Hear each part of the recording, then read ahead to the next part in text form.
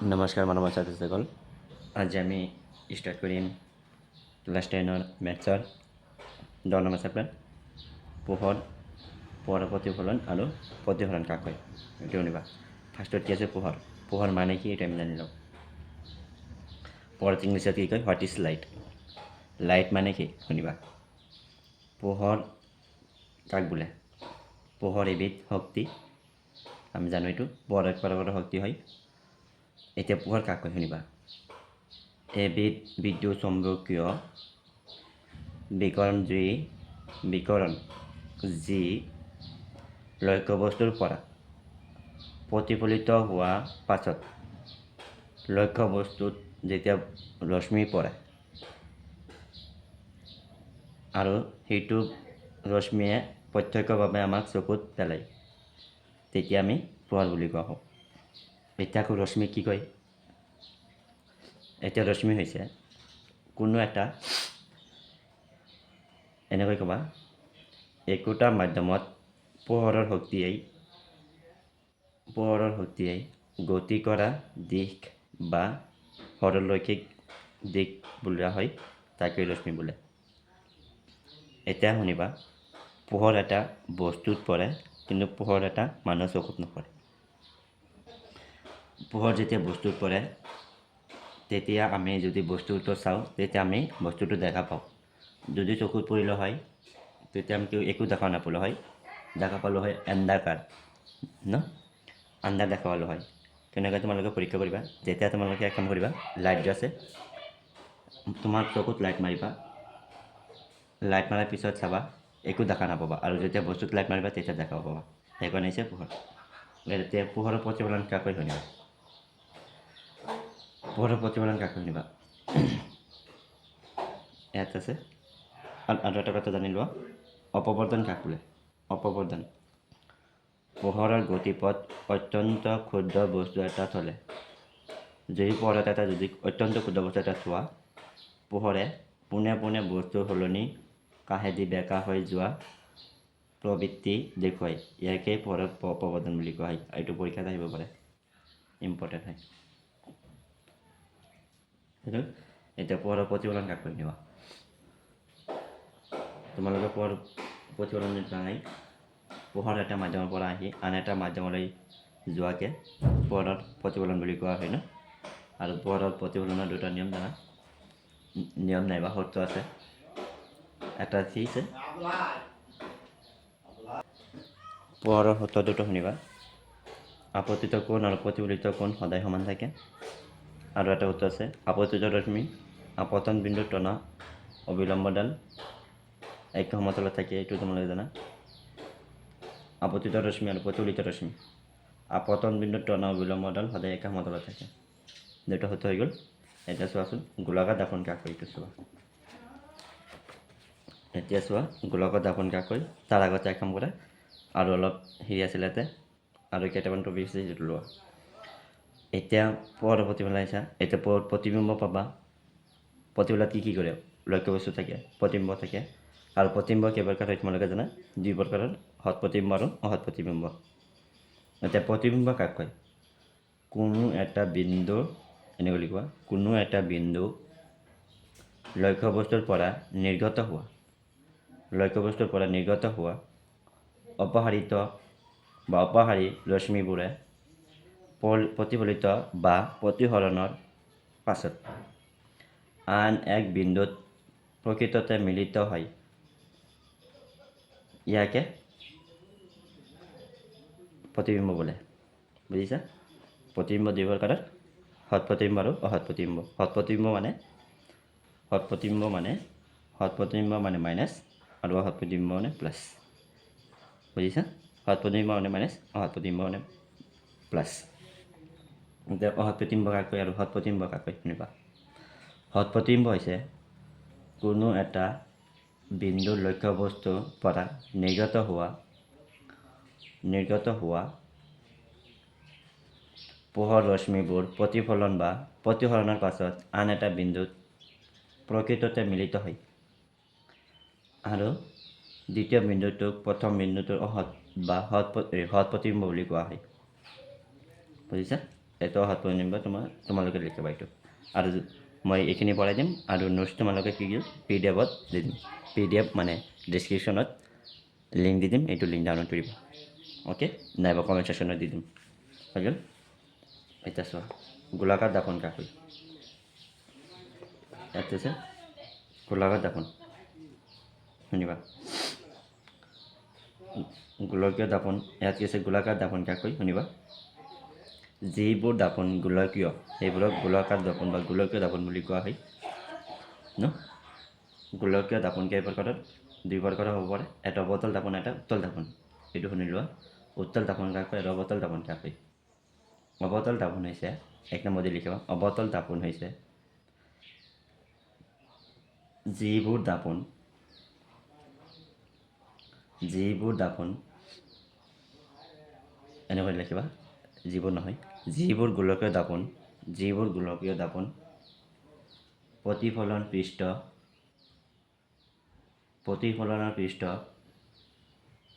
ভিতৰ ফালে বাছ কৰা থাকে অৱতল দাপন বুলি কোৱা হয় হৈছে অৱতল দাপন বুলি কোৱা হয় অৱতল দাপনৰ দাম এনেকুৱা বাছ কোনফালে গৈছে এইফালে না সেইকাৰণে এইবোৰ কি হ'ব অৱতল দাপন ভিতৰ ফালে বাছ কৰা এইটো কি বুলি কয় অৱতল দাপন এতিয়া উত্তল দাপনটো লিখিলোঁ এতিয়া এক নম্বৰ গ'ল এইটো উত্তল দাপনটো এনেকুৱা থাকিব এনেকুৱা নাইবা এনেকুৱা বুজিছা এতিয়া লিখা উত্তল দাপন কয় উত্তল দাপন যিবোৰ গোলকীয় দাপনত বাহিৰৰ পৃষ্ঠ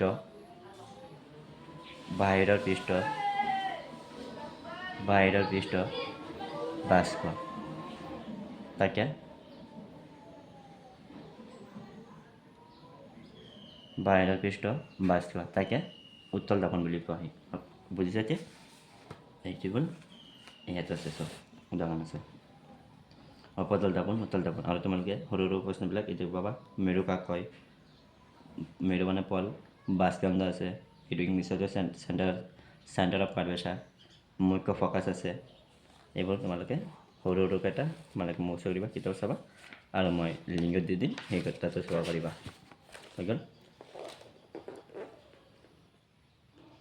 এইটো চোৱা আমি পঢ়িম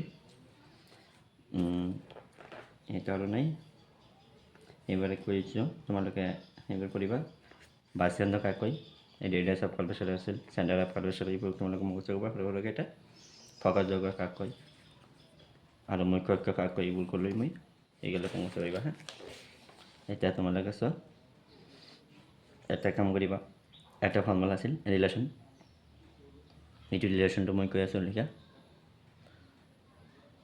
ৰিলেশ্যনটো এনেকুৱা হ'ব মুখ্য ফ'কাছ আৰু ফ'কাছ দৈৰ্ঘ্য আৰু কি আছিল এইটো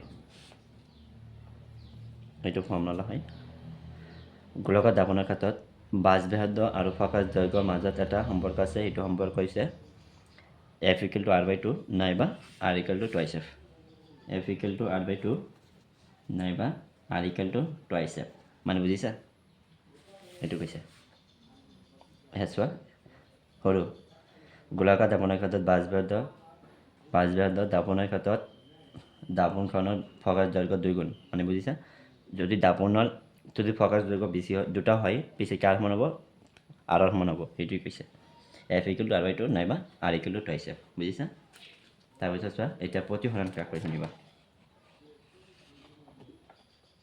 এতিয়া প্ৰতিসৰণ কাক কয় আগতে এইটো লিখি লোৱা এক কাম কৰি পিছত লিখি দিম মানে যিকেইটা পাইছা সেইটো আৰু এইকেইটাত ইটো আঁকিব লাগে তোমালোকৰ যদি চিত্ৰটো লাগে কেনেকৈ আঁকিব লাগে কেনেকৈ আঁকা হয় সেইটো মই তোমালোকক এটা পাৰ্ট বনাই দিম অকল খালি চিত্ৰ কেনেকৈ আঁকে এইটো কমেণ্ট কৰি দিবা যদি লাগে আৰু যদি নালাগে তোমালোকে জানে হৈ গ'ল এতিয়া চোৱা এই চিত্ৰকেইটা মই এটা চেপ্টাৰত বুজাই দিম এইবোৰ কেনেকৈ হৈছে এতিয়া চোৱা অৱতল দাপনৰ দ্বাৰা প্ৰতিবিম্ব গঠন কেনেকৈ হৈছে এইবোৰ তোমালোকক মানে যদি চিত্ৰ লাগে মই এটা চেপ্টাৰত শিকাই দিম এটা পাৰ্ট বনাব লাগিব মানে কেনেকৈ আঁকা হয় কেনেকৈ আঁকিব লাগে এইকেইটা মই তোমালোকক পাৰ্ট বাই পাৰ্ট বনাই দিম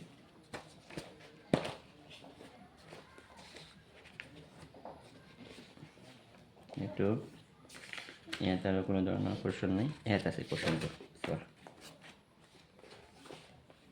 এইটো কুৱেশ্যন চোৱা। আৰু এক কাম কৰা, আৰু এটা হেৰি আছিল, কুৱেশ্যনটো আছিল অবতল দাপন ক'ত ক'ত ব্যৱহাৰ কৰা হয়। অবতল দাপন গাড়ী হেডলাইট হিচাপে ব্যৱহাৰ কৰা হয়, গাড়ী হেডলাইট হিচাপে ব্যৱহাৰ কৰা হয়, টৰ্চ লাইটত ব্যৱহাৰ কৰা হয়, আৰু দাঁত যে চিকিৎসা কৰে, দাঁত কাণ চিকিৎসা কৰাৰ বাবে কি ব্যৱহাৰ কৰা হয়, অবতল দাপন। উত্তল দাপন ক'ত ব্যৱহাৰ কৰা হয়, গাড়ী পিছফালে চাবলৈ উত্তল দাপন ব্যৱহাৰ কৰা হয়, বুজিছা। এইটো এতিয়া চোৱা,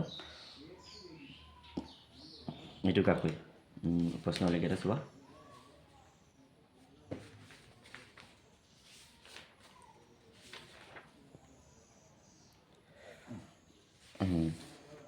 চোৱা, অবতল দাপনৰ মুখ্য ফকাছৰ সংজ্ঞা দিয়া, মানে কি হৈছে, অবতল দাপনৰ ক্ষেত্ৰত এটা মুখ্য ফকাছৰ সংজ্ঞা দিব গৈছে।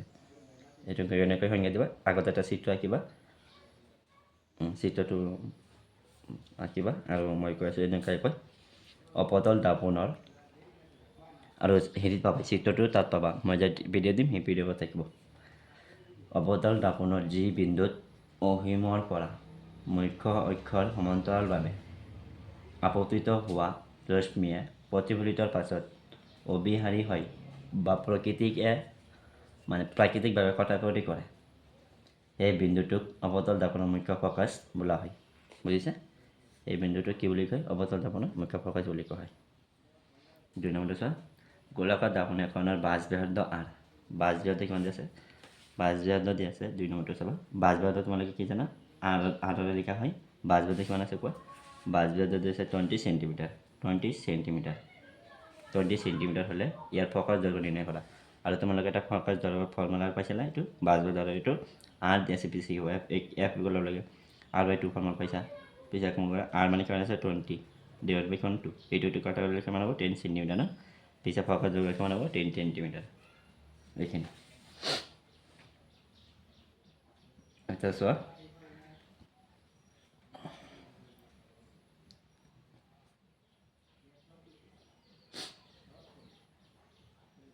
এতিয়া হৈ গ'ল।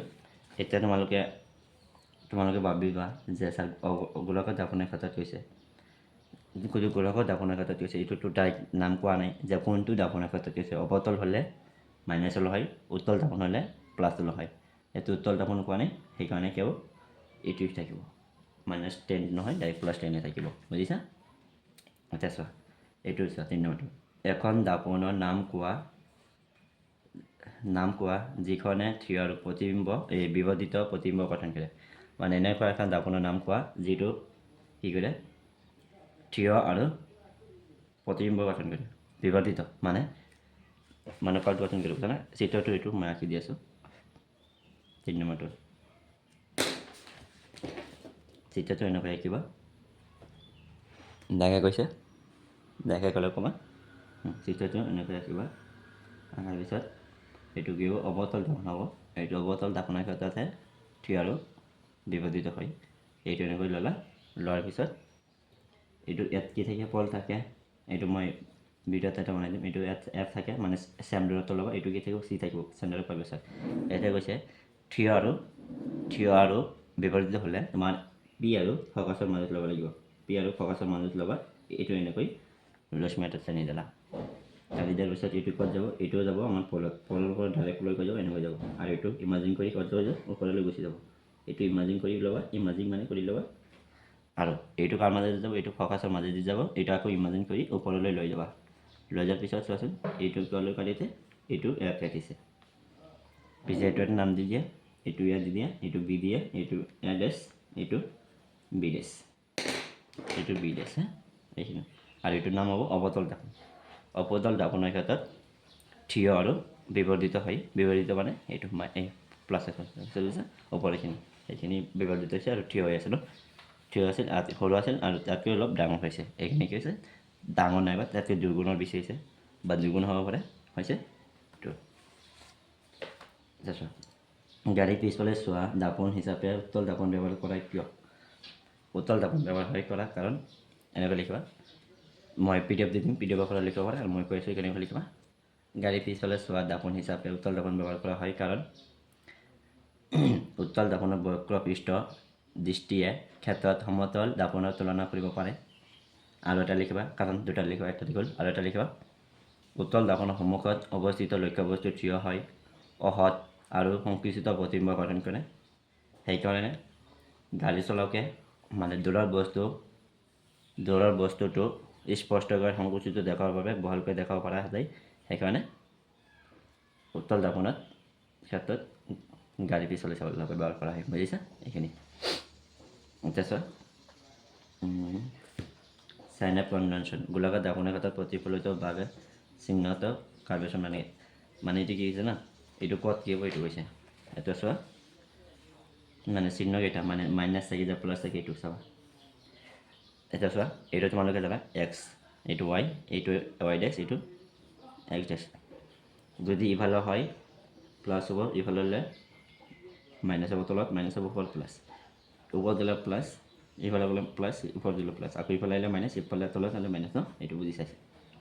যদি দাপনত ইফালে গঠন কৰে পিছে এইটো কি হ'ব, মাইনাছত হ'ব, এইটো প্লাছত হ'ব, এইটো মাইনাছ, এইটো প্লাছ, ইফালে মাইনাছ, ইফালে প্লাছ। বুজিছা? এইখিনি কথা কৈছে। এতিয়া ক'ত কি হ'ব মই কৈ আছোঁ। এটা আৰু কেইটা অলপ ইম্পৰ্টেণ্ট কেইটা লিখি লোৱা, কি কি ইয়াত লিখি দিছে। অৱতল দাপনৰ ক্ষেত্ৰত অৱতল দাপনৰ ক্ষেত্ৰত অৱতল দাপনৰ ক্ষেত্ৰত লিখিবা বি ইকুৱেলটো সদায় মাইনাছ হয়, এ ইকুৱেলটো সদায় মাইনাছ হয়। অকল দাপনৰ ক্ষেত্ৰত কি আছে হয়, আকৌ এফ ইকুৱেলটো মাইনাছ হয়। এতিয়া উত্তল দাপনৰ ক্ষেত্ৰত লিখিবা, উত্তল দাপনৰ ক্ষেত্ৰত বি ইকুৱেলটো প্লাছ হ'ব, ইউ ইকুৱেলটো মাইনাছ হ'ব আৰু এফ ইকুৱেলটো প্লাছ হ'ব। এতিয়া চোৱা পাৰ্থক্য কি আছে। অৱতল দাপন আৰু উত্তল দাপনৰ ক্ষেত্ৰত ইউটো সদায় মাইনাছ হয়। বুজিছা? ইউটো সদায় মাইনাছ হয় আৰু বি আৰু ইউটো মাইনাছ হ'ব। অৱতল ক্ষেত্ৰত ইউটো প্লাছ হ'ব, উত্তল দাপনৰ ক্ষেত্ৰত। বুজিছা? এইখিনি। এতিয়া আৰু এটা আছে ফৰ্মুলা, এইটো চোৱা। দাপনৰ সূত্ৰ আৰু বিবৰ্ধিত মানে বিবৰ্ধন মানে কি জানা? বিবৰ্ধন মানে মেগনিফিকেশ্যন। অসৎ প্ৰতিবিম্ব গঠন কৰিব এইটো কৈছে আৰু প্ৰকৃতি নিৰ্ণয় কৰিব কৈছে। এতিয়া চোৱা, গোলাকাৰ দাপনৰ লক্ষ্যবস্তুৰ মেৰুৰ পৰা দূৰত্ব বুলি কয়। বুজিছা? এই ভিতৰত আছে এই যে মেৰুৰ পৰা গোলাকাৰ দাপন, এইটো গোলাকাৰ দাপন হয়। গোলাকাৰ দাপনৰ ক্ষেত্ৰৰ পৰা লক্ষ্যবস্তুৰ এইটো মেৰুৰ পৰা লক্ষ্যবস্তুৰ দূৰত্ব মানে লক্ষ্যবস্তু য'ত ধৰিম সেইখিনি দূৰত্ব কি বুলি ক'ব? লক্ষ্যবস্তু বুলি ক'ব। আৰু দাপনৰ পৰা প্ৰতিবিম্ব দূৰত্ব আৰু প্ৰতিবিম্ব যে গঠন কৰিব, এইটো দাপনৰ পৰা প্ৰতিবিম্ব যে দূৰত্ব গঠন কৰিব, এইটো কি বুলি ক'ব? এই প্ৰতিবিম্ব। আৰু ফকাছ দৈৰ্ঘ্যটো তোমালোকে জানে, ফকাছ দৈৰ্ঘ্যটো তোমালোকে জানে। মেৰু আৰু মুখ্য অক্ষৰ মাজৰ দূৰত্ব কি বুলি কয়? ফকাছ দৈৰ্ঘ্য বুলি কয়। বুজিছা? এতিয়া চোৱা, দাপনৰ ফৰ্মুলা আমি কি জানো? 1/f, 1/b = 1/u = 1/f। এইটো তোমালোকৰ ফৰ্মুলা জানা? দাপনৰ ক্ষেত্ৰত প্লাছ হয় আৰু এইটোৰ ক্ষেত্ৰত মাইনাছ হয়। এতিয়া চোৱা, 1/u নাইবা 1/b, 1/b + 1/u = 1/f। এইটোৰ ক্ষেত্ৰত ইউ বি এফ আৰু আৰ সংখ্যাটো হিচাপটো কৰা হৈছে আৰু এইটো চিত্ৰটো মই কৈ আছোঁ, এইটো লিখি লোৱা। দাপনৰ ফৰ্মুলাটো লিখিব। দাপনৰ ফৰ্মুলা আছিল 1/b + 1/u, 1/u = 1/f। আৰু তুমি যিটো কম এইটো 9 লিখিম, 1/f = 1/b, 1/u তথাপিও লিখিব পাৰিবা। এইটো উত্তল দাপনৰ ক্ষেত্ৰত লিখিব, ওপৰটো লিখিছোঁ উত্তল দাপনৰ ক্ষেত্ৰত b - u আৰু f অৱতল দাপনৰ ক্ষেত্ৰত দুটাইটা মাইনাছ, উত্তল দাপনৰ ক্ষেত্ৰত লিখিবা b + u আৰু f প্লাছ। এইকেইটা নিয়ম হা। এতিয়া আৰু এটা কিবা মেগনিফিকেশ্যন এম এৰে লিখা হয়। এম মানে কি জানা? এটা চাবা, যদি লক্ষ্যবস্তুৰ ওচৰতে কি হৈছে ইয়াত বুজাইছে, লক্ষ্যবস্তুৰ উচ্চতা h, লক্ষ্যবস্তুৰ উচ্চতা h আৰু এই প্ৰতিবিম্বৰ উচ্চতা h ডেছ, লক্ষ্যবস্তুৰ উচ্চতা h আৰু প্ৰতিবিম্বৰ উচ্চতা h ডেছ। এইটো শুনিবা, প্ৰতিবিম্বৰ উচ্চতা h ডেছ, তেন্তে গোলাকাৰ দাপন উৎপন্ন কৰা বিবৰ্ধন কি হ'ব? আৰু ওপৰত এটা আছে এম এৰ সূত্ৰ, সেইটো কিয় প্ৰতিবিম্ব। আৰু প্ৰতিবিম্ব কাক কয়? লক্ষ্যবস্তুৰ উচ্চতা, প্ৰতিবিম্বৰ উচ্চতা আৰু লক্ষ্যবস্তুৰ উচ্চতা অনুপাতক কি বুলি কয়? বিবৰ্ধন। এইটো লিখি আছে চাব। গোলাকাৰ দাপন উৎপন্ন কৰা বিবৰ্ধন প্ৰতিবিম্বৰ লক্ষ্যবস্তুৰ আকাৰ সাপেক্ষে কিছুমান গুণে ডাঙৰ বা সৰু তাকে বুজায়। ইয়াত প্ৰতিবিম্বৰ উচ্চতা লক্ষ্যবস্তুৰ উচ্চতা অনুপাতে প্ৰকাশ কৰা হয় ইয়াকে সাধাৰণতে কি এম এড বুজোৱা হয় আৰু ইয়াকে কি বুলি কোৱা হয় মেগনিফিকেশ্যন বুলি কয় নাইবা বিভাজন বুলি কোৱা হয় আৰু ইয়াৰ যদি পৰীক্ষাতে ইয়াৰ এছ একক আছে ইয়াৰ এছ একক নাই কিয় নাই মই বুজাই আছোঁ তোমালোকে জানি formula m equal to minus b by u আৰু এইচ ডেছ বাই এইচ এটা চোৱা বিটো কিহত হয় বি মানে চেণ্টিমিটাৰত থাকিব চাব চেণ্টিমিটাৰত ইউ মানে কি চেণ্টিমিটাৰত থাকিব হৈ গ'ল এতিয়া চোৱাচোন চেণ্টিমিটাৰ বাই কি হ'ব চেণ্টিমিটাৰ কেঞ্চেল ডেট মিনছ কি ওৱান মানে কি এইটো কোনো ধৰণৰ ডিগ্ৰী এছ আই একক নহয় সেইকাৰণে কি হ'ব এইটো ইউনিটলেছ নাইবা ইয়াৰ এছ আই একক নাই বুজিছে এইটো এইচ মানে কি বুজাইছে প্ৰতিবিম্ব উচ্চতা আৰু এইচ মানে কি বুজাইছে লক্ষ্যবস্তু উচ্চতা আৰু এইটো ফৰ্মুলা জানাই b f b m equal to minus b by U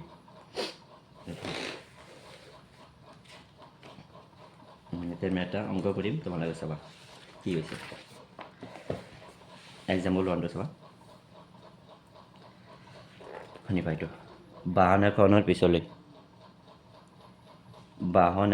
পিছলৈ চোৱা উত্তল দাপন বাহন এখনলৈ পিছলৈ চোৱা উত্তল দাপন কৈছে এটা কৰি চাবা উত্তল দাপন কৈছে বাছ বেয়াতে কিমান কৈছে 3 মিটাৰ মানে 80.1 দিব নালাগে তাই 3 মিটাৰ ধৰিবা 3 মিটাৰ দাপন এখনৰ পৰা 5 মিটাৰ দূৰত্ব থকা বাছ এখনৰ প্ৰতিবিম্ব স্থান আছে মানে কি কৈছে এইটো চাবা বাছ বেয়া কিমান আছে বাছ বেয়াটো দি আছে আৰ মানে কিমান আছে 3 চেণ্টিমিটাৰ এই 3 চেণ্টিমিটাৰ নহয় 3 মিটাৰ আৰু লক্ষ্যবস্তুৰ দূৰত্ব আছে 5 চেণ্টিমিটাৰ এই 5 মিটাৰ বেছি কি প্ৰতিবিম্ব স্থানত প্ৰকৃত আৰু আকাৰ নিৰ্ণয় কৰিব কৈছে বুজি আছোঁ মই কৈ আছোঁ এক্সাম্পল দেখা গ'লে ক'বা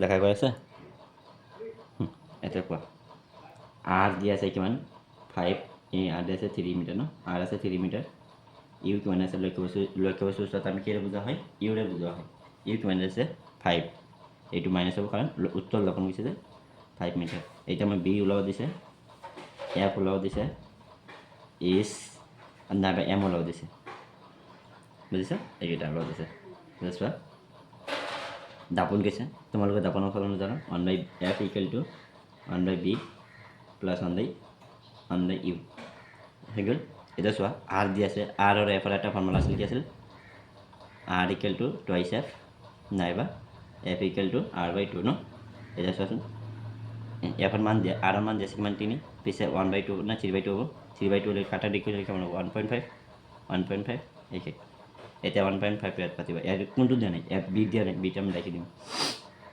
বিটি ইফালে ৰাখি দিয়া ইটো ইফালে লিখিব মাইনাছ হ'ব ন 1/b ৰাখি দিয়া 1/f ইটো ইফালে লিখিব মাইনাছ 1/u চাবা 1/b ৰাখি দিয়া 1/b টো মান নাই সেইকাৰণে এইটো ৰাখি দিয়া 1/f মানে কিমান জানা 1/f মানে কিমান জানা 3/2 ৰাখি দিয়া 3/2 মাইনাছ 1/, এতিয়া চোৱা 1/u মানে কিমান জানা ইউ মানে 5 জানা আকৌ ইউ মানে কি আছে এইটো মাইনাছ আগৰ পৰা এইটো মাইনাছ আকৌ মাইনাছ ইউ ন 5 হ'ব ন এতিয়া চোৱা 1/b ৰাখি দিয়া বুজিছা চোৱাচোন এইটো কি আছে হৰণ আছে ওপৰত লিখিব পুনৰ উল্টি দিলে পুনৰ 2/3 2/3 আচ্ছা কেনেকৈ হৈছে 2/3 মই ইয়াতে লিখি আছোঁ চাওঁ 1ৰ তলত কিমান থাকে ইনটু এতিয়া এইটো উল্টি কৰি লিখিব 2/3 এইটোৰ লগত এইটো এইটোৰ লগত বুজিছা সেইকাৰণে লিখি 2/3 বুজিছা মাইনাছ প্লাছ 1/5 এতিয়া দুয়োটা মিক্স কৰিম LCM মানে তোমালোকে জানা লসাগু কিমান হ'ব 15 3 ইয়াৰ ভিতৰত 5 বাৰ 5 2 10 প্লাছ কিমান হ'ব এইটোৰ ভিতৰত এবাৰ 3 নে 3 এইটো দুটা যোগ কৰিলে কি হ'ব 13/15 এইটা আমি বি মান পোৱা নাই 1/b আছে পিছে আমি বি মান ওলাই দিলে কি বিটো উল্টি দিয়া বেটো উল্টি গ'লে বিটো ওপৰত দিব 1 টো তলত যাব একো বুলিও নাই পিছে আকৌ এইটো উল্টি দিব লাগিব এইটো উল্টি দিলে কি হ'ব 15/13 এইটো কিমান বাৰ যাব 1.1 আচ্ছা 1 15 13 এটা এবাৰ যায় পিছে 13 হ'ব ইয়াত 2 হাত থাকে নাযায় কাৰণে 0 দিয়া পিছে ইয়াত কি হ'ব 20 এটা আকৌ এবাৰ যায় ইয়াত 13 থাকিব 7 থাকে এইটো আকৌ 0 পিছে কিমান বাৰ যাব 5 বাৰ আচ্ছা সিহঁতৰ কিমান আছে ঠিক আছে 1.15 লৈছে এইটো আমি কি হ'ব 1.15 মিটাৰ হৈ গ'ল এতিয়া আমি কি ওলালেগে আমাৰ বি ওলাইছে এফ ওলাইছে এফটো 1.5 ওলাইছে এতিয়া আমাক কি লাগে এম লাগে এতিয়া আমি এমৰ ফৰ্মুলা পাইছিলোঁ কি তোমালোকক কোৱা ইয়াতো নদৰ নেকি তাতে লিখি আছোঁ চাবা এম আছিল কি m equal to -b/u u এতিয়া মাইনাছ বি মানে কি জানা কোৱা মাইনাছ বি মানে জানা এইটো মাইনাছ বি মানে কিমান জানা 1.15 ডিভাইডেড বাই ইউ মানে কিমান জানা এইটো পিছে এইটো কি হৈ যাব প্লাছ হৈ যাব ন মাইনাছ আছে মাইনাছ দিয়ে 5 মাইনাছ মানে কেঞ্চেল পিছে কি থাকিব 1.15 ডিভাইডেড বাই 5 এইটো কাটাকাটি কৰিলে কিমান বাজে চোৱা এক কাম কৰা কাটাকাটি কৰি দিওঁ নাই বোলে কাটাকাটি নকৰোঁ ইয়াতে এটা আগত বনাইছে দুটা আগত পিছে এইটো লিখি দিয়া 115 ডিভাইডেড বাই 500 হ'ব ন 500 এইটো হৰণ কৰি দিম 100 কি হ'ব ভিতৰত থাকিব 115 ইয়াত থাকিব 500 এইটো হৰণ কৰিছোঁ এইটো নাযায় পিছে কি হ'ব 0 পিছে এটা 11 কৰি গ'ল 2 বাৰ 11 বাৰ 1000 ইয়াত থাকিব 150 আকৌ এটা 0 হ'ব 3 বাৰ 0.3 তাত আনচাৰ হ'ব এইটো কাটাকাটি কৰি ল'ব m equal to 0.23 এটা চোৱা কি কৈছিল এটা চোৱা আমাৰ কি কৈছিল প্ৰতিম্ব স্থান প্ৰকৃতি আৰু আকাৰ নিৰ্ণয় কৰিছে আমি গোটেইকেইটা ওলাইছোঁ আমি আকাৰ ওলাইছোঁ আকাৰ মানে কি যিটো আমি বিভাজন কৰিছোঁ সেইটো হৈছে আকাৰ এটা চোৱা দাপনত এটা চোৱাচোন প্ৰতিম্ব ওলাইছে প্ৰতিম্বটো ক'ত থাকিব এতিয়া চোৱাচোন প্ৰতিম্বটো কিহত ওলাইছে প্লাছত ওলাইছে প্ৰতিম্বটো কিমান ওলাইছে প্লাছত ওলাইছে সেইকাৰণে কিয় প্লাছ পাত থাকে চোৱা মই লিখি দিছিলোঁ প্লাছ পাত থাকে ফালে পিছে এইটো কি দাপন ইফালে যদি দাপন গঠন কৰা পিছে কি দাপনৰ পিছলৈ থ'ব এটা ঠিকেই দিছে প্ৰতিম্বটো দাপনৰ পিছলৈ ইমান মিটাৰ দূৰত্ব থাকিব বুজিছে আল্লাহ ইমান মিটাৰ দূৰত্ব থাকিব হৈ গ'ল বিবৰ্ধন মানে কি জানা m equal to h dash by h dash আৰু আমি কি জানো মাইনাছ b by u হৈ গ'ল এইটো আমি এই মাইনাছ আনি চেঞ্জ কৰিছিল পিছে এইটো আমাৰ চেম ওলাইছিল এইটো ওলাইছে এইটো কি ইমান গুণ সৰু হ'ব কাৰণ কিয় প্লাছত ওলাইছে সেইকাৰণে কিয় সৰু হ'ব এইটো আৰু এইটো কিহত ওলাইছে চোৱাচোন অহত হ'ব কিয় প্ৰতিম্বটো অহত হ'ব কাৰণ এইটো প্ৰতিম্বটো কিমান ওলাইছে প্ৰতিম্বটো প্লাছত ওলাইছে প্লাছত ওলাইছে কিয় প্ৰতিম্বটো অহত হ'ব কাৰণ অহত হ'লে প্লাছ হয় অহত হ'লে মাইনাছ হয় এইটো থ্ৰী হ'ব কিয় দাপনৰ পিছলৈ গঠন কৰিছে দাপনৰ পিছলৈ গঠন কৰিছে থ্ৰী আৰু কিমান গুণ সৰু হ'ব ইমান গুণ সৰু হ'ব এইখিনি আচ্ছা 2 নম্বৰটো তোমালোকে আশা কৰিব পাৰিবা 2 নম্বৰটো কৰিবা এতিয়া চোৱা এতিয়া আমি পচন্দ কৰিম সেইটো কৰিম চোৱা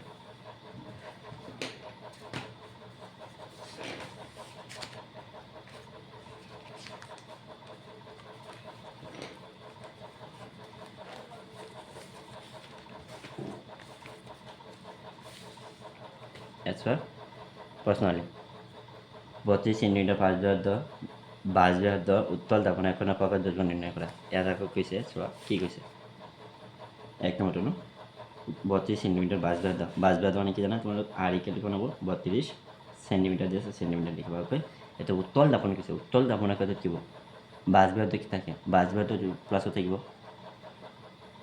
b equal to প্লাছত হ'ব আৰু f equal to কি হ'ব f equal to প্লাছত ওলাই ল'ব পিছে চোৱাচোন f মানে কি জানা f equal to r by 2 জানা তোমালোকে ফৰ্মুলা এতিয়া চোৱাচোন r মানে কি আছে 22 32 ডিভাইড বাই কিমান হ'ব 2 এইটো কাটাকাটি কৰিলে কিমান হ'ব 16 বাৰ 16 সেন্টিমিটাৰ এইটো হ'ব এইটো উত্তল দাপনৰ ক্ষেত্ৰত উত্তল দাপনৰ ক্ষেত্ৰত প্লাছ হৈছে এইখিনি তাৰপিছত চোৱা কি কৈছে অৱতল দাপন এখনে ইয়াৰ অৱতল দাপন এখনে ইয়াৰ সন্মুখত 10 সেন্টিমিটাৰ দূৰত্ব বস্তু এটা ৰাখিছে ইয়াত উত্তল দাপনৰ ক্ষেত্ৰত কি হৈছে 10 সেন্টিমিটাৰ দূৰত্বত এটা বস্তু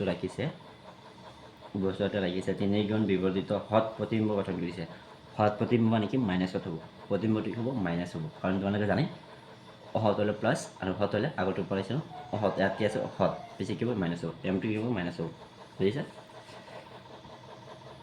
আচ্ছা 2 নম্বৰটো লিখিবা বিবৰ্ধন দিয়া আছে আমি কি কিমান হ'ব মাইনাছ 3 কি হ'ব কোৱাচোন তাত 3 গুণ কৰি দিছে এই লক্ষ্য বস্তু দিয়া আছে 10টা হৈছে আৰু 3 গুণ বিবৰ্ধিত হৎ প্ৰতিবিম্ব গঠন কৰিছে মানে প্ৰতিবিম্ব কিমান কৈছে 3 গুণ মানে 3 আৰু হৎ মানে কি মাইনাছ সেইকাৰণে মাইনাছ লিখিছে বুজিছে আৰু ইউ কিমান আছে কোৱা আৰু ইউ কিমান আছে ইউ দিয়া আছে 10 সেন্টিমিটাৰ নেকি ইউ দিয়া আছে 10 সেন্টিমিটাৰ ৰাখিছে এইটো অৱতল দাপন কৰিছে তথাপি কিয় -10 সেন্টিমিটাৰ বুজিছা এইটো -10 সেন্টিমিটাৰ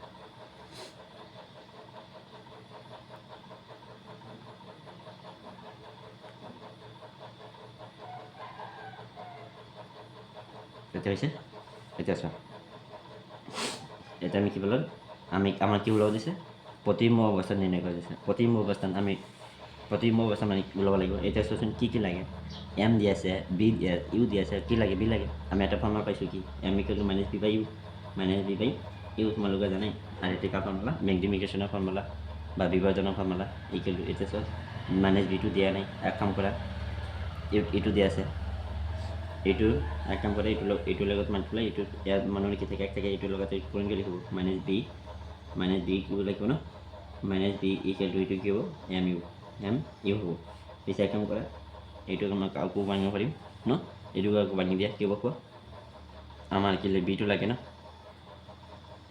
বি লাগে পিছে এক কাম কৰা বিটো ৰাখি দিলা এমটো মাইনাছ দিব লাগে লিখো মাইনাছ ন মাইনাছ এম ইউ এতিয়া চোৱা লিখিছোঁ মাইনাছটো ৰাখি দিয়া এতিয়া চোৱা এম মানে কিমান জানা -3 এম মানে -3 জানা আকৌ ইউ মানে কিমান জানা -10 ইউ মানে কিমান জানা -10 এইটো চোৱাচোন মাইনাছ তিনিটা মাইনাছ আছে পিছে এটা মাইনাছ লিখি লোৱা দুটা মাইনাছ থাকিলে প্লাছ লোৱা হয় তিনিটা মাইনাছ আছে এইটোৰ লগত এইটো কিমান কিমান হ'ব 3 × 10 30 এইটো কি হ'ব চেণ্টিমিটাৰ চেণ্টিমিটাৰ এইটো হ'ব এনচাৰ হ'ব এইটো বিমান কিমান হ'ব -10 to 30 চেণ্টিমিটাৰ ঠিক হ'ল ইয়াত আৰু নাই পোহৰৰ প্ৰতিফলন কাকো এইটো তোমালোকে নেক্সট পাৰ্টত পঢ়াই দিম নেক্সট পাৰ্ট নেক্সট পাৰ্টত তোমালোকক এইটো পঢ়াই দিম নহয় আজি পঢ়াই দিম শুনা পোহৰৰ প্ৰতিফলন কাকো শুনিবা পোহৰ এটা মাধ্যমৰ পৰা আন এটা মাধ্যমলৈ যাওঁতে পোহৰ যেতিয়া কাষ চাপে পোহৰটো যাওঁতে কাষ চাপিব তেতিয়া কি হ'ব পোহৰৰ প্ৰতিফলন হ'ব মানে কি হ'ব এইটো পোহৰৰ প্ৰতিফলন এইটো লিখি দিছোঁ তাৰপিছত এইটো এটা দি আছে এইটো এটা সমতলত আছে এইটো দিছে এইটো এটা অবিলম্ব থাকে আগত প্ৰতিফলন মানে কি হৈছে এইটো হৈছিলে পোহৰ এটা মাধ্যমৰ পৰা আহি আন এটা মাধ্যমলৈ যোৱা আগৰ মাধ্যমলৈ ঘূৰি যোৱাকে কি বুলি কয় প্ৰতিফলন আৰু প্ৰতিফলন মানে কি পোহৰ এটা মাধ্যমৰ পৰা আহি আন এটা মাধ্যমলৈ যাওঁতে কাষ চাপে তাক কি বুলি কয় প্ৰতিফলন বুজিছে এইখিনি পাৰ্থক্য হৈ গ'ল এইটো চোৱা প্ৰতিফলনৰ নিয়ম দুটা শুনিবা প্ৰতিফলনৰ নিয়ম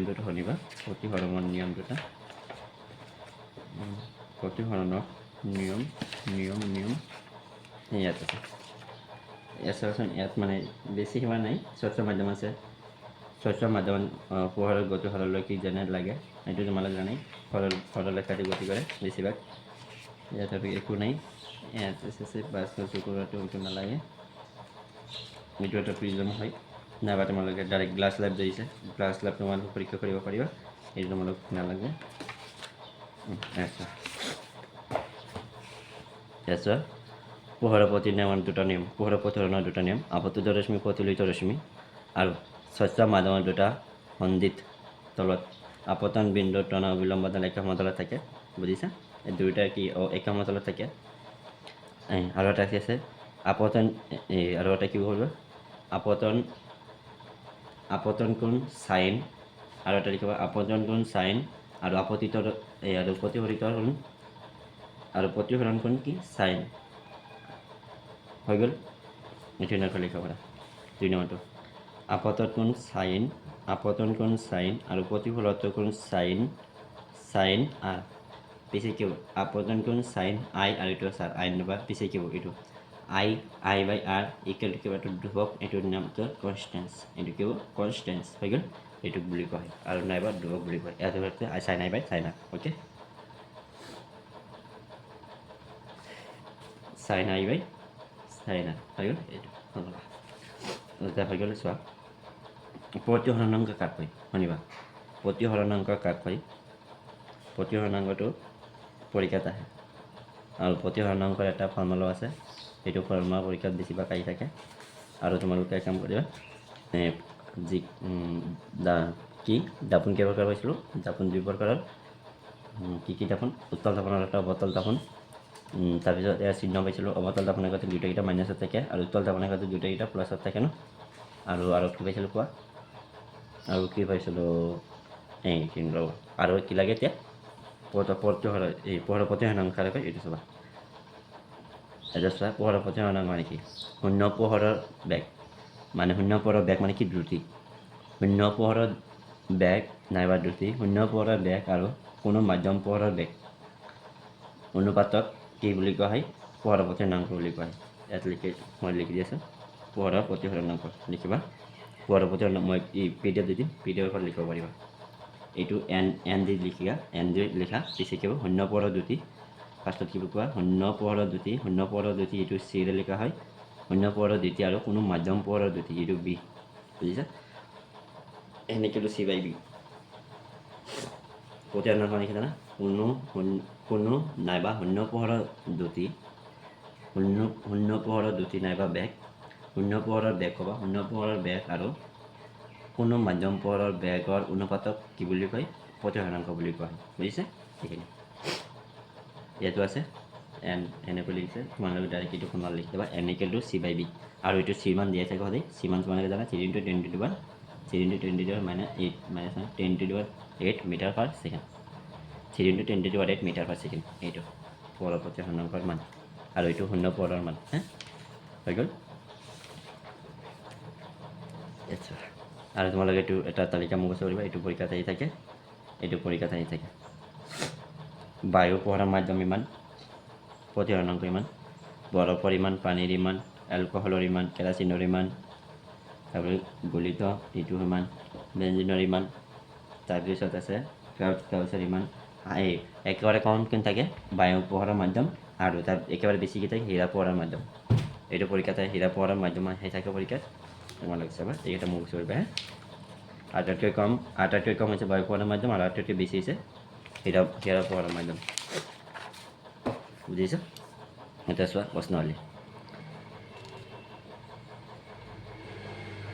প্ৰশ্নাৱলীটি কি হৈছে? পোহৰৰ পোহৰ ৰশ্মি এডাল বায়ুৰ পৰা হেলনীয়াকৈ পানীত প্ৰৱেশ কৰিছে। পোহৰৰ ৰশ্মিৰ উলম্ব কাষকৈ নে উলম্বৰ পৰা তৰি বেঁকা হয় কিয়? এইটো কিয় কৈছে এইটো লিখিম। চোৱা শুনিবা। পোহৰ এইটো মই কৈ আছোঁ আৰু তোমালোকে PDF পাবা। মই তথাপিও কৈ দিছোঁ, তোমালোকে শুনিবা। 1 নম্বৰটো মানে কি হৈছে না? পোহৰ ৰশ্মি এডাল উলম্ব কাষলৈ বেঁকা হ'ব। কাৰণ বেঁকা হ'ব কিয়? যেতিয়া এইটো তোমালোকে যে লিখি দিছিলোঁ এইটো এনেকৈ এইটো এনেকৈ বেঁকা হ'ব। এইটো বেঁকা হৈ গৈছে না? সেইটো বেঁকা হ'ব কাৰণ লিখিবা এডাল পোহৰৰ ৰশ্মিয়ে আলোকীয় ভাৱে লঘু মাধ্যমৰ পৰা, মানে লঘু মানে কি? ইয়াৰ মাধ্যমৰ পৰা ঘন মাধ্যমলৈ যাব। লঘু মাধ্যমৰ পৰা ঘন মাধ্যমত প্ৰৱেশ কৰিলে দ্ৰুতি হ্ৰাস পায় আৰু ইহঁতৰ অবিলম্ব পোনে পোনে বেঁকা হয়, যিহেতু পানী বায়ুতকৈ ঘন মাধ্যম, বুজিছা? ইয়াৰ মাধ্যম থাকিব, ইয়াৰ মাধ্যম থাকিব, ইয়াত কি থাকিব? ৱাটাৰ মাধ্যম। পিছত চোৱাচোন, তুমি যদি বায়ুৰ মাধ্যমে ধৰি থাকা তোমালোকে বহুত যাব পাৰিবা। যদি পানীৰ মাধ্যমে যাব পাৰা তুমি যাব পাৰিবা? নোৱাৰিবা। সেইকাৰণে কি এইটো বেঁকা হৈ যাব আৰু তাৰ কি কৰিব? দ্ৰুতি কমাই দিব, সেইকাৰণে কৈছে, বুজিছা? সেইখিনি লিখি দিবা। বায়ু পোহৰৰ মাধ্যম কম আৰু পানী পোহৰৰ মাধ্যম বেছি, সেইকাৰণে কাষ চাপিব, বুজিছা? এইখিনি তথাপি মই ডাইৰেক্ট PDF দিছোঁ, এইটো PDF পাবা। আৰু এতিয়া 2 নম্বৰটো চোৱা কি হৈছে? বায়ু প্ৰতিসৰাংক ইমান দিছে। বায়ু পোহৰৰ প্ৰতিসৰাংক ইমান দিছে, কাঁচৰ মাধ্যমলৈ প্ৰৱেশ কৰিছে। কাঁচৰ পোহৰৰ দ্ৰুতি কিমান হ'ব? মানে কাঁচৰ পোহৰৰ দ্ৰুতি কিমান হ'ব? শূন্য পোহৰৰ দ্ৰুতিটো দিয়া আছে, এতিয়া বুজিছা? এতিয়া চোৱা, এইটো প্ৰতিসৰাংক দিয়া আছে, গিভেন 10 নম্বৰ 2 নম্বৰ দেখা গৈ আছে। দেখা গ'লে ক'বা প্ৰতিসৰাংক মানে কি? এইটো ফৰ্মুলা n কিমান আছে? 1.5 প্ৰতিসৰাংকৰ আকৌ SI ইউনিট নাই ন? কাৰণ কিয়? এইটো ইউনিটলেছ, মানে কাটি যাব যে, সেইকাৰণে।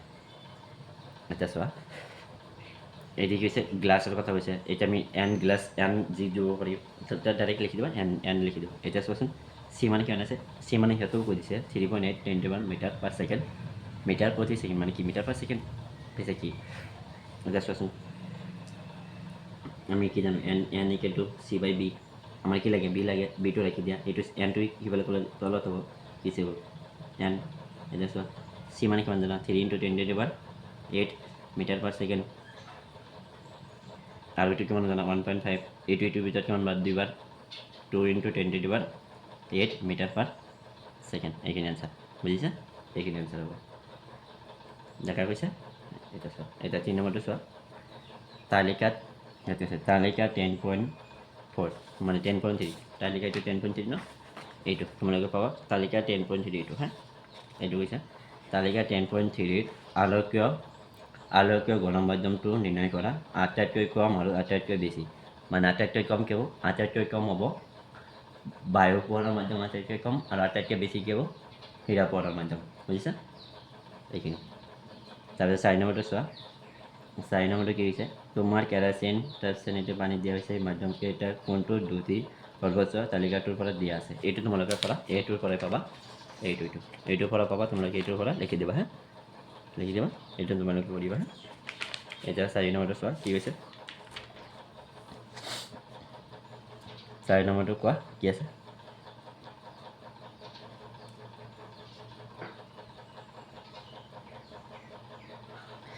হীৰাৰ প্ৰতিহৰণাংক 2.42 হ'লে উক্তিটোৰ অৰ্থ কি মানে এইটো উক্তিটোৰ অৰ্থ কি এইটো কেনেকৈ ক'বা হীৰা পোহৰৰ প্ৰতিহৰণাংক 2.42 হ'ল ইয়াৰ অৰ্থ হৈছে এটা এনেকৈ কোৱা শূন্য পোহৰৰ দ্যুতি আৰু হীৰা পোহৰৰ দ্যুতি অনুপাতক কি বুলি কোৱা হয় শূন্য পোহৰৰ দ্যুতি আৰু হীৰা পোহৰৰ দ্যুতি বুজিছা নাইবা এনেকৈ ক'ব পাৰিবা শূন্য পোহৰৰ দ্যুতি আৰু কোনো মাধ্যম পোহৰৰ দ্যুতি অনুপাতক কি বুলি কয় হীৰা পোহৰৰ দ্যুতি বুলি কয় বুজিছা আৰু ডাইৰেক্ট তোমালোকে ক'ব পাৰিবা শূন্য পোহৰৰ দ্যুতি আৰু হীৰা পোহৰৰ দ্যুতি অনুপাতক কি বুলি কয় হীৰা পোহৰৰ অনুপাতক বুলি কয় বুজিছা এইখিনি গোলকত আপোনাৰ লেন্স ব্যৱহাৰ এই প্ৰতিহৰণ এইটো তোমালোকে মই অলপ টপিক মানে শ্বৰ্টকাট ঠিক আছে তোমালোকে এইটো পাবা আৰু চিটকেইটা মই পিছত কৰি দিম হে চিটকেইটা মই পিছত কৰি দিম ঠিক আছে এইকেইটা চিট আহিব পৰীক্ষাত এইকেইটা চিট আহিব পাৰে পৰীক্ষাত তোমালোকে চাবা আৰু চিটৰ লাগিলে তোমালোকে কমেণ্ট কৰিবা কেনেকুৱা শিকিব লাগে মই শিকাই দিম এতিয়া চোৱাচোন গোলকত দাপনৰ ক্ষেত্ৰত চেইন ব্যৱহাৰ বুজিছে উত্তল দাপনৰ ক্ষেত্ৰত চেইনৰ ব্যৱহাৰ এইটো চোৱা উত্তল দাপনৰ ক্ষেত্ৰত এতিয়া চেইনৰ ব্যৱহাৰ চাপ'জ এইটো আছিল এইটো প্লাছ হ'ব এইটো মাইনাছ হ'ব এইটো মাইনাছ হ'ব এইটোৱে চাপ'জ তলৰ হ'লে এলিমেণ্টছ এইটো প্লাছ ওপৰৰ পিনে প্লাছ থাকিলে এইটো মাইনাছ হ'ব এতিয়া চোৱা উত্তল দাপনৰ ক্ষেত্ৰত উত্তল দাপনৰ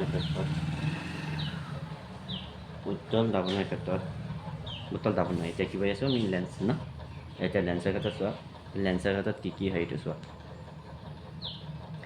লেন্সৰ ক্ষেত্ৰত আগতে লেন্সৰ ফৰ্মুলাটো লিখি দি আছোঁ চোৱা 1/f ইকুৱেল টু কি হ'ব 1/b মাইনাছ 1/u এইটো কি ফৰ্মুলা এইটো কি হয় ফৰ্মুলা লেন্সৰ ফৰ্মুলা এতিয়া চোৱাচোন এইটো দুইটাৰ হ'ব উত্তৰ লেন্সৰ ফৰ্মুলাটো অৱতল লেন্সৰ ফৰ্মুলা হয় এতিয়া উত্তৰ লেন্স হ'লে চোৱা বি কি থাকে আমাৰ লেন্সত বি থাকে ইউ থাকে আৰু কি থাকে এফ থাকে এতিয়া চোৱাচোন ইউ বি এফ এতিয়া কিয় হয় আৰু এইটো নেগেটিভ নে পজিটিভ নে নেগেটিভ হ'ব এইটো চোৱা উত্তৰ লেন্সৰ ক্ষেত্ৰত যদি উত্তৰ লেন্স থাকে শুনিবা যদি উত্তৰ লেন্স থাকে পিছে ইউ কি হ'ব মাইনাছ হ'ব ইউটো কি হ'ব মাইনাছ হ'ব আৰু বিটো কি হ'ব কোৱা বিটো মাইনাছ হ'ব আৰু এফটো কোৱা তোমালোকে আগৰ নিচিনাই ঠিক তোমালোকে কি ক'বা গোটেইকেইটা মাইনাছত থাকে অকল কোনটো প্লাছত থাকে এফটো প্লাছত থাকে হে শুনিবা ইউ মাইনাছত দিয়া থাকিব বিও মাইনাছত থাকিব উত্তৰ লেন্সৰ ক্ষেত্ৰত হে বাকী এটা লৈ চাম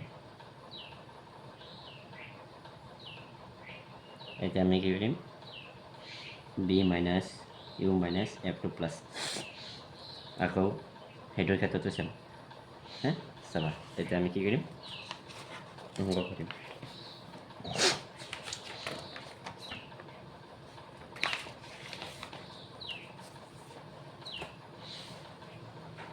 এতিয়া চোৱা এক্সাম্পল এটা চোৱা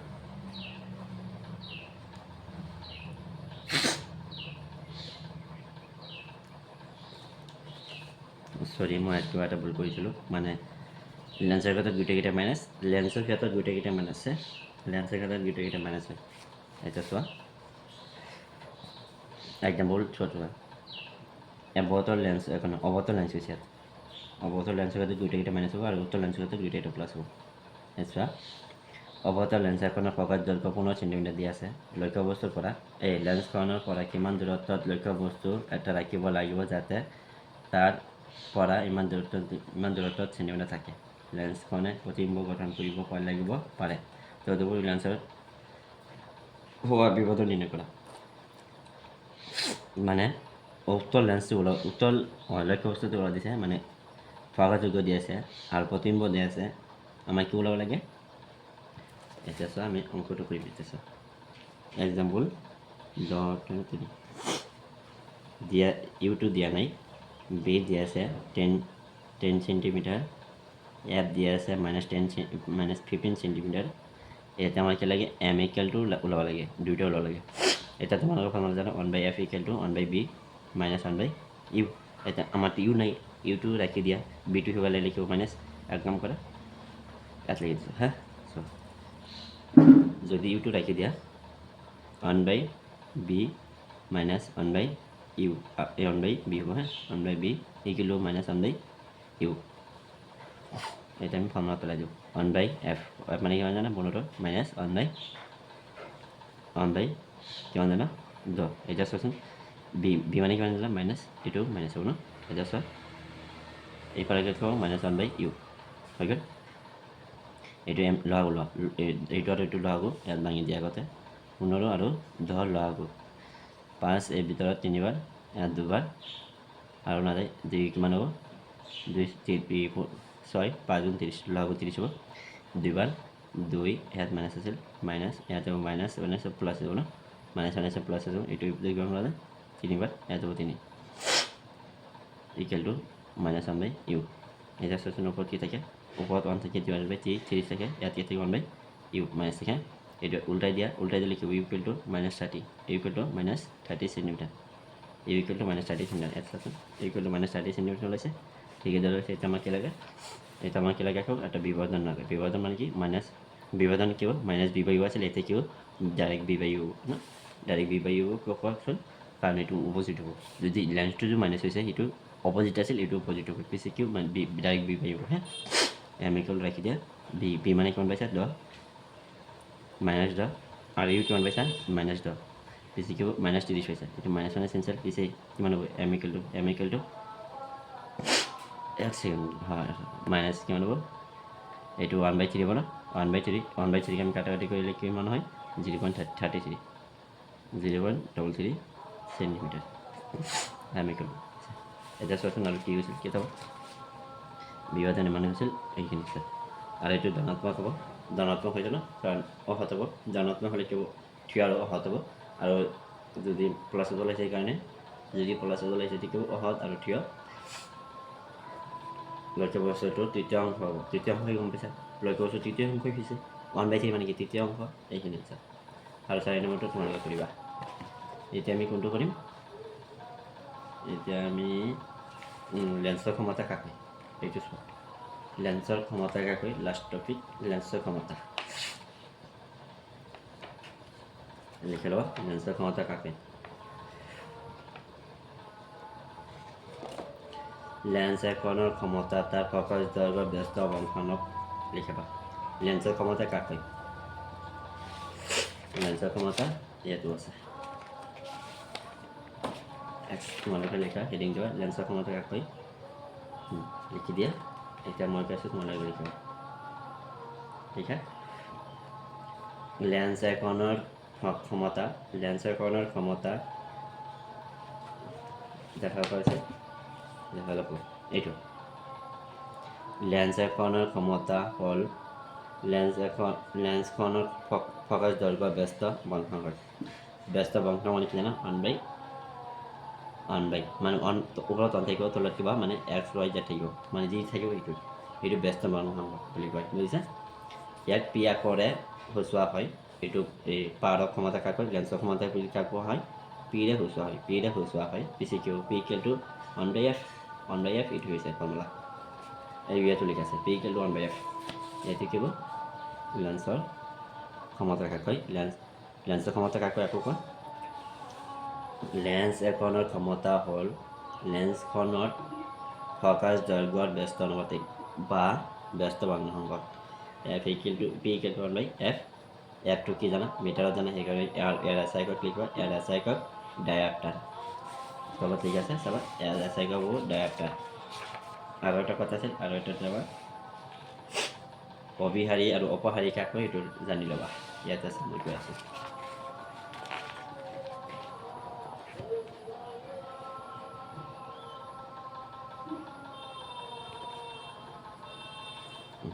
চোৱাচোন এই লেন্সৰ ক্ষমতা SI একক হৈছে ডায়াপ্টাৰ দিয়াৰ পৰাও সূচোৱা হয় যদি f মান মিটাৰত প্ৰকাশ কৰা হয় তেন্তে ইয়াৰ SI একক হ'ব 1 ডায়াপ্টাৰ আৰু যদি চেণ্টিমিটাৰ থাকে চেণ্টিমিটাৰ এইটো আমাৰ মিটাৰত ল'ব লাগিব এইখিনি হৈছে আৰু 1 ডায়াপ্টাৰ কাক কয় লিখা 1 ডায়াপ্টাৰ কাক কয় লিখিবা 1 ডায়াপ্টাৰ কাক কয় লিখিবা এই ইয়াতো আছে 1 লেন্সৰ ডায়াপ্টাৰ ক্ষমতা কাক কয় এইটো লিখি লোৱা মই কৈ আছোঁ লিখা 1 ডায়াপ্টাৰ আগতে লিখা ডায়াপ্টাৰ হৈছে এখন লেন্সৰ ক্ষমতাৰ SI একক ইয়াক দিয়া কৰি সূচোৱা হয় এইটো 1 ডায়াপ্টাৰ কাক ক'লে লিখা লেন্স এখনৰ ক্ষমতা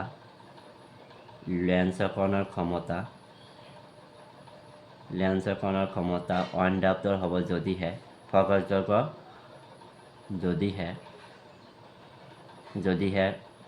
দৈৰ্ঘ্য f 1 মিটাৰ হয় নাইবা তোমালোকে এনেকৈ ক'ব পাৰা কোনো লেন্সৰ ফকাছ 1 মিটাৰ এনেকৈ ক'ব পাৰা 1 মিটাৰ ফকাছ দৈৰ্ঘ্য কোনো লেন্সৰ ক্ষমতাক এনেকৈ কৰিব পাৰা 1 মিটাৰ ফকাছ দৈৰ্ঘ্য কোনো লেন্সৰ ক্ষমতাক কি বুলি কয় 1 ডায়াপ্টাৰ বুলি কয় কাৰণ 1 ডায়াপ্টাৰ মানে কি অৱতল লেন্স হ'ব পাৰে উত্তল লেন্স হ'ব পাৰে সেই মানে কোনো মানে ডাইৰেক্টলি মেনশ্যন কৰা নাই যে অৱতল দাপোন হ'ব অৱতল দাপোন হ'ব দাপোন নহয় চৰি লেন্স আৰু অৱতল লেন্স উত্তল লেন্স আৰু অৱতল লেন্স অ'কে এতিয়া 2 নম্বৰটো চোৱা উত্তল লেন্স এখনে বেজি মানে তোমালোকে বেজি চাইছা এটা সৎ আৰু ওলোটা প্ৰতিবিম্ব তাৰ পৰা 50 চেণ্টিমিটাৰ দূৰত্বত গঠন কৰে মানে ঠিক কৈছে শুনিবা যদি প্ৰতিবিম্ব আকাৰ লক্ষ্য বস্তুৰ আকাৰ সমান হয় মানে প্ৰতিবিম্ব আৰু লক্ষ্য বস্তুৰ আকাৰ কি সমান হ'ব লাগিব সমান হ'লে কি 1 = 1 হ'ব লাগিব ন তেন্তে লক্ষ্য বস্তুটোৰ উত্তল লেন্সৰ সন্মুখত ৰখা হৈছিল নিৰ্ণয় কৰা এইটো ক'ত ৰখা হৈছিল এইটো নিৰ্ণয় কৰিব দিছে এইটো আমি লিখি আছোঁ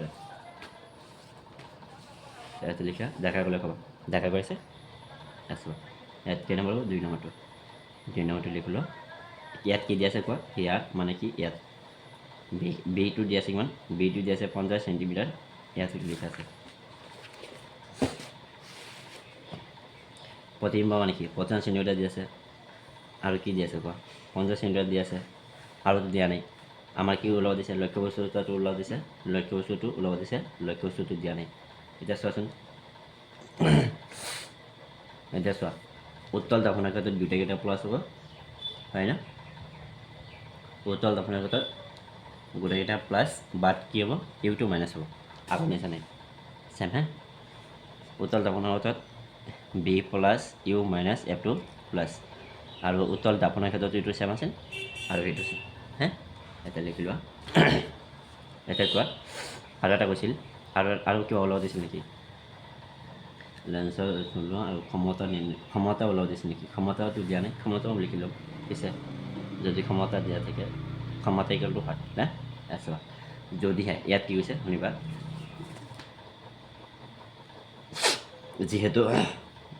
যিহেতু প্ৰতিবিম্ব সৎ আৰু লক্ষ্য বস্তুৰ বেজিৰ পৰা আকাৰ সমান কৈছে কি কৈছে যিহেতু প্ৰতিবিম্ব সৎ আৰু লক্ষ্য বস্তুৰ বেজিৰ আকাৰ সমান কৈছে মানে বেজি আকাৰ সমান হ'লে কি হ'ব বিভাজন আমি কি জানো এতিয়া তোমালোকে জানাই বিভাজন প্ৰতিবিম্ব মানে কি কৈছে বিভাজনৰ কথা কৈছে ইয়াত বিভাজন ইকুৱেল টু কি আছিল বি বাই ইউ আছিল লক্ষ্য ই লেন্সৰ ক্ষেত্ৰত বি বাই ইউ হ'লে এতিয়া কি হৈছে এমটো দি আছে এমটো দি আছে কিমান ওৱান হ'ব পিছে ওৱান হ'লে পিছে কি হ'ব বি বাই ইউ এতিয়া আকৌ চোৱা ইয়াত কিছু হট কৈছে হট হ'লে কি এইটো মাইনাছ হ'ব পিছে এইটো কাম কৰে পূৰণ কৰি দিয়ে পিছে কি হ'ব A equal to minus B হ'ব ন A equal to minus B equation 1 লিখি দিয়া হৈ গ'ল পিছে চোৱা ইয়াত ইউ বি মানে কিমান জানা তোমালোকে বি মানে কিমান পাইছা 50 ইয়াৰ আগত কি আছে মাইনাছ আছে পিছে কি ইউ কিমান হ'ব 50 চেণ্টিমিটাৰ আমাৰ কি লাগে এতিয়া এফ লাগে এফটো ওলাই দিম এতিয়া 1/f ইকুৱেল টু কি আছিল formula 1/f equal to 1/b minus 1/u এইটো তোমালোকে ফৰ্মুলা ওলাইছে ইয়াত মই ইয়াত লিখি দিছে 1/f ৰাখি দিয়া 1/b মানে কিমান জানা 50 এটা মাইনাছ আছে এটা আকৌ ইয়াত মাইনাছ আছে মাইনাছ আকৌ 50 মাইনাছ মাইনাছ প্লাছ হৈ যাব এতিয়া আকৌ লোৱা লিখিব 50 এইটো লোৱা একবাৰ আকৌ ইয়াত প্লাছ হ'ব প্লাছ আনন কি হ'ব 2 পিছে 1/f ন 1/f ইকুৱেল কিমান হ'ব 2/50 এফ আকৌ উল্টাই দিলে লিখিব এফটো ওপৰত যাব তলত এইটো ওৱাত থাকিব এইটো আকৌ উল্টি গ'লে লিখিব এইটো 50 কিমান হ'ব কোৱা 50/2 এইটো বেজাৰ কিমান পৰা যাব F equal to 25 bar F equal to 25 আৰু এইটো এফটো প্লাছত ওলাইছে কাৰণ এফটো আমাৰ প্লাছে থাকিব লাগিব মই পদলা লিখিছিলোঁ মই ইয়াত লিখিছিলোঁ বি2 প্লাছ ইউ2 এফটো প্লাছ আৰু ইউটো মাইনাছ ঠিক সেইদৰে ওলাইছে বি2 আমাৰ প্লাছে আছিল ইউটো মাইনাছত ওলাইছিল এইটো মাইনাছত ওলাইছে এফটো মাইনাছ প্লাছত ওলাইছে এইখিনি আনচাৰ হৈ গ'ল এতিয়া চোৱা 2 নম্বৰটো চোৱা 2 মিটাৰ প্ৰকাশ দৈৰ্ঘ্য লেন্সৰ ক্ষমতা লেন্স এখনৰ ক্ষমতা নিৰ্ণয় কৰা মানে 2 মিটাৰ দি আছে এইটো কি হৈছে আমাৰ ক্ষমতা নিৰ্ণয় কৰি দিছে চৰি এইটোতে আছে আৰু তোমালোকৰ যদি যিখিনি লাগে স্ক্ৰীনশ্বট মাৰি ল'ব পাৰা এইখিনি আৰু এইখিনি হৈছে তেতিয়া চোৱা হেৰি কৰিম মানে 2 মিটাৰ ফ'কাছ হৈ গ'ল এতিয়া চোৱাচোন এই নম্বৰ হ'ব এতিয়া 3 নম্বৰ চোৱাচোন এফ ইকুৱেল কিমান আছে 2 মিটাৰ আৰু মিটাৰ থাকিলে ডায়েপ্টাৰ হ'ব তোমালোক মই কৈছোঁ যদি চেণ্টিমিটাৰ থাকে এইটো আকৌ চেণ্টিমিটাৰটো মিটাৰত লৈ যাবা মিটাৰত লৈ গ'লেহে এইটো ডায়েপ্টাৰ হ'ব ডি কিলো ডায়েপ্টাৰ কি ডি পি কিলো হাত দি আছে এতিয়া পি মানে কি জানা পি কিলো 1/f পিছে 1/2 হ'ব 1/2 এইটো কাটাৰ কিলো লাগিব 0.5 ডায়েপ্টাৰ এইখিনি আনচাৰ ন এইখিনি আছে আকৌ চোৱা ইয়াত কি গৈছিল অৱতাপন গৈছিল অৱতাপন গ'লে এইটো মাইনাছ হ'ব এফটো মাইনাছ হ'ব এইটোতো ওলাব দিছে এইটো কিয় লাষ্টত পিছে কিয় পি ইকুৱেলটো মাইনাছ কিমান হ'ব 0.5 ডি এইখিনি আছে বুজিছে এইখিনি আছে এইখিনি আমি অলপ এইখিনি তোমালোকে অলপ শিকিবা এতিয়া চোৱা তোমালোকে কি কৰিবা এইখিনি তোমালোকে অলপ মোৰ ওচৰত কিবা এতিয়া চোৱা MCQ কেইটা তলত দিয়া কোনটো পদাৰ্থ লেন্সৰ তৈয়াৰী কৰিবলৈ ব্যৱহাৰ কৰিব নোৱাৰি তলত দিয়া মানে কোনটো আমি লেন্স ব্যৱহাৰ কৰিব নোৱাৰিম পানীটো পাৰিম এইটো আমি পাৰিম পানীটো আমি পাৰিম দাবনো ব্যৱহাৰ কৰিম লেন্সো ব্যৱহাৰ কৰিব পাৰিম কাঁচটো আমি পাৰিম কাঁচ মানে কি কাঁচৰ গিলাচ আছে এইবোৰ তোমালোকে পাৰিবাই প্লাষ্টিকো পাৰিবা প্লাষ্টিকৰ মাজেৰে কি পোহৰ যায় কোনটো নোৱাৰিম মৃত্তিকাটো নহয় ক্লে মানে কি মৃত্তিকাটো কেতিয়াও নোৱাৰিম সেইটো হ'ব আনচাৰ কি হ'ব ডি এইটো ব্যৱহাৰ কৰিব নোৱাৰি এনচাৰ ডিটো ব্যৱহাৰ কৰিব নোৱাৰি বুজিছ অৱতল দাপন এখনে গঠন কৰা প্ৰতিবিম্ব অসৎ মানে অৱতল দাপন এখনৰ প্ৰতিবিম্ব গঠন কৰিছে এটি অসৎ মানে কি প্লাছত গঠন কৰিছে মানে কি দাপনৰ পিছলৈ গঠন কৰিছে থিয় আৰু লক্ষ্য বস্তু ডাঙৰ পোৱা গ'ল মানে থিয় আৰু মই যে কৈছোঁ দাপনৰ পিছলৈ গঠন কৰিলে এইটো থিয় হ'ব মানে ওপৰত গঠন কৰি এনেকৈ থিয় হ'ব থিয় আৰু লক্ষ্য বস্তুটো ডাঙৰ পোৱা গৈছে মানে লক্ষ্য বস্তু যদি ইমান থাকে পিছে ইমান পোৱা যাব মানে তাতকৈ বেছি নাই বা দুগুণৰ বেছি হ'ব পাৰে ডাঙৰ পোৱা লক্ষ্য বস্তুটো অৱস্থান ক'ত থাকিব লাগিব এইটোতো মই জাষ্ট অলপ আগত কৰি দিছিলোঁ এইটো ক'ত থাকিব লাগিব চোৱা মই কৈ আছোঁ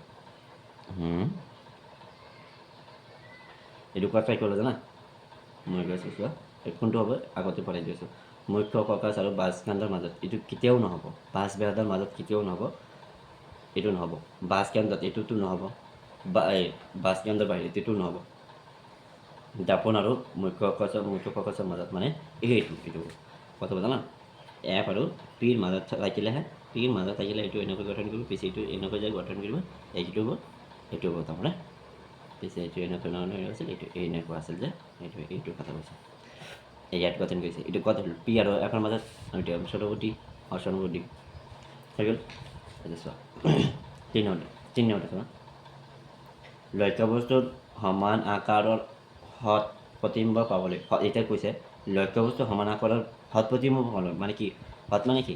হট মানে তোমালোকে জানা মানে মাইনাছ, সেইকাৰণে মাইনাছ লিখিছোঁ। পাবলৈ হ'লে লক্ষ্যবস্তুৰ উত্তৰ লেন্সৰ সন্মুখত কোনো স্থানত থাকিব লাগিব। কোন স্থানত থাকিব লাগিব এইটো কৈছে। মানে যদি মাইনাছত হয়, মাইনাছত হ'লেতো মানে দাপোনৰ আগত হ'ব লাগিব, দাপোনৰ আগত হ'ব লাগিব ন? এইটোৱে কথা হৈছে। দাপোনৰ আগত হ'লে কি ফ'কাছ দৈৰ্ঘ্য দুগুণ হ'ব লাগিব। এতিয়া চোৱাচোন ফ'কাছ দৈৰ্ঘ্য দুগুণ কোনটো হ'ব? লেন্সৰ মুখ্য আকাৰ এইটো নহ'ব। ফ'কাছ দৈৰ্ঘ্য দুগুণ হ'ব লাগিব, দুগুণৰ দূৰত্ব এইটো হ'ব। ফ'কাছ দৈৰ্ঘ্যটো আকৌ তুমি দুগুণ দূৰত থাকা পিছে এইটো হ'ব। এইটো অসীমতটো এতিয়াও নহয়, লক্ষ্যবস্তুটো আৰু নহয়। পিছে এতিয়াও অপশ্যন বি। এখন গোলাকাৰ দাপোন আৰু এখন ক্ষীণ গোলকৰ লেন্সৰ পাৰ্থক্যৰে ফ'কাছ দৈৰ্ঘ্য 15 চেণ্টিমিটাৰ। দাপোনৰ আৰু লেন্সৰ প্ৰকৃতি কেনেকুৱা হ'ব পাৰে? চোৱাচোন কি হৈছে। এটা গোলকৰ দাপোন যে আছিল এইটোক মানে ক্ষীণ দি আছিল। লেন্সৰ এটা দাপোন আছিল আৰু এটা কি গোলকীয় এটা ক্ষীণ লেন্স আছিল। পিছে এইটো ফ'কাছ দৈৰ্ঘ্য কিমান আছিল? দুয়োটাৰ ফ'কাছ যে আছিল 15 চেণ্টিমিটাৰ আছিল। দুয়োটাৰ ফ'কাছ দৈৰ্ঘ্য কিমান চেণ্টিমিটাৰ আছিল? দুয়োটাৰে 15 চেণ্টিমিটাৰ আছিল। এতিয়া চোৱাচোন অৱতল এইটো কি কৈছে ইয়াতে গোলাকৰ দাপোন কৈছে দুয়োটাই ক্ষীণ হৈছে, আকৌ মাইনাছ কিমান হৈছে? দুয়োটো 15 চেণ্টিমিটাৰ আছে। এতিয়া মাইনাছত থাকে ফ'কাছ দৈৰ্ঘ্যটো ফ'কাছ দৈৰ্ঘ্যটো মাইনাছত থাকে, অৱতল দাপোনত থাকিব আৰু এটা অৱতল লেন্সত থাকিব। পিছে কি হ'ব? তাতেহে মাইনাছ থাকিব। এতিয়া চোৱাচোন অৱতল দাপোন ক'ত আছে? দুয়োখন অৱতল দাপোন। এইটোৱে এনচাৰ ৰাইট, এইটো ৰাইট। দুয়োখন অৱতল লেন্সত বা উত্তল দুয়োখন উত্তল নহ'ব, কাৰণ উত্তলত দুয়োটাই প্লাছ হয়, এইটো মাইনাছ হ'ব। এইটো এক নম্বৰটো হ'ব।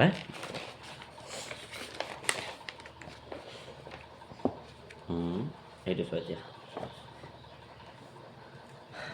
দাপোন এখন এইটো নহয়, এইটো পঢ়িলোঁ। এতিয়া চোৱা দাপোন এখনৰ পৰা যিমানে দূৰত থিয় নোহোৱা লাগে প্ৰতিবিম্বটো সদায় থিয় হয়। যদি দাপোন এখনৰ যিমান দূৰত্বই নাথাকক কিয় এইটো সদায় কি হ'ব? প্ৰতিবিম্বটো সদায় থিয় হ'ব। দাপোনখন এনেকুৱা হ'ব পাৰে, মানে দাপোনখন কেনেকুৱা হ'ব পাৰে এইটো আমাক ক'ব দিছে। দাপোনখন কেনেকুৱা হ'ব পাৰে? উত্তল দাপোন নহ'ব, অৱতল দাপোন নহ'ব, এইটো ক'ত হ'ব? কি হ'ব কোৱাচোন? হয় সমতল নাইবা উত্তল, এইটোৱে হ'ব। কাৰণ উত্তল দাপোন নহ'ব, ডাইৰেক্টলি উত্তল দাপোন নহ'ব। সমতল দাপোনত ডাইৰেক্টলি নহ'ব, অৱতলটো কেতিয়াও নহয়। পিছে কি হ'ব? হয় উত্তল নাইবা সমতল, নতুবা উত্তল, হয় সমতল নাইবা উত্তল, নতুবা উত্তল হৈছে। এইটো হ'ব এনচাৰ। এতিয়া চোৱাচোন এইটো চোৱা অভিধানত থকা সৰু সৰু আখৰবোৰ পঢ়িবলৈ তুমি কেনেধৰণৰ লেন্স ব্যৱহাৰ কৰিবলৈ বিচাৰিবা? এইটো কি শুনিবা, এইটো তোমালোকে জানা। কিমান হ'ব চোৱাচোন। 50 চেণ্টিমিটাৰ ফ'কাছ দৈৰ্ঘ্যৰ লেন্স এইটোতো নহ'ব, 15 চেণ্টিমিটাৰটো 50 চেণ্টিমিটাৰ নহ'ব। 50 চেণ্টিমিটাৰ কেতিয়াও নহয়। 5 চেণ্টিমিটাৰ ফ'কাছ দৈৰ্ঘ্য উত্তল লেন্স এইটো নহ'ব। 5 চেণ্টিমিটাৰ ফ'কাছ দৈৰ্ঘ্য উত্তল লেন্স এইটো হ'ব। 5 চেণ্টিমিটাৰ ফ'কাছ দৈৰ্ঘ্য উত্তল লেন্স এইটো হ'ব। বাট অৱতল লেন্সৰ নহ'ব। অৱতল লেন্স নহয়। অৱতল লেন্স কিয় নহ'ব? অৱতল লেন্স মাইনাছত আছে, মাইনাছতো কেতিয়াও নহ'ব, প্লাছত হ'ব লাগিব। সেইখিনি